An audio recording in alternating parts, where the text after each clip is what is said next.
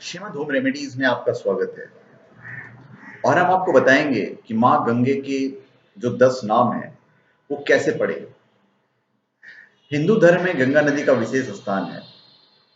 इसे माँ स्वरूप माना जाता है। ग्रंथों में गंगा के अनेक नामों का विवरण मिलता है। गंगा स्रोत में भी गंगा के 108 नाम बताए गए हैं। हम आपको गंगा के 10 प्रमुख और उन्हें रखे जाने का सही कारण बताएंगे।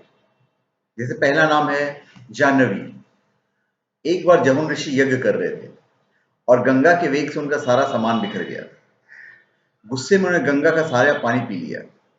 जब गंगा ने क्षमा मांगी तो उन्होंने अपने कान से उन्हें वापस बाहर निकाल दिया और अपनी बेटी माना।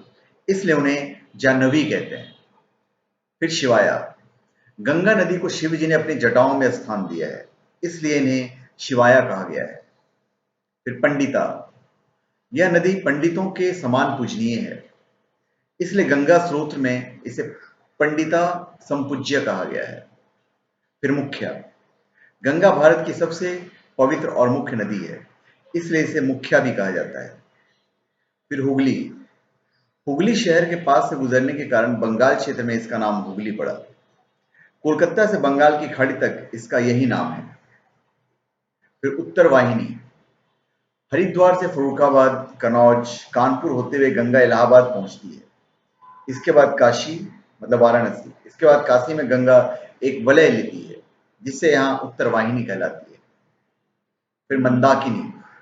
गंगा को आकाश की ओर जाने वाली माना गया है, इसलिए इसे मंदाकिनी कहा जाता है। आकाश में फैले पिंडों व तारों के समूह को जिसे आकाश गंगा कहा जाता है, वह गंगा का ही रूप है। फिर दुर्गाए।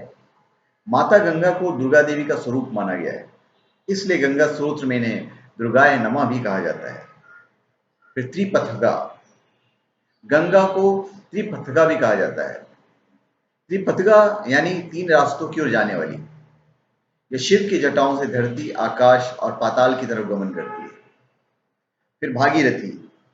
पृथ्वी पर गंगा का अवतरण राजा भागीरथ की तपस्या के कारण हुआ था, इसलिए पृथ्वी की ओर आने वाली गंगा को भागीरथी कहा जाता है। तो धन्यवाद। आप हमारे चैनल पर सब्सक्राइब करें और अपने कमेंट दीजिए। धन्यवाद।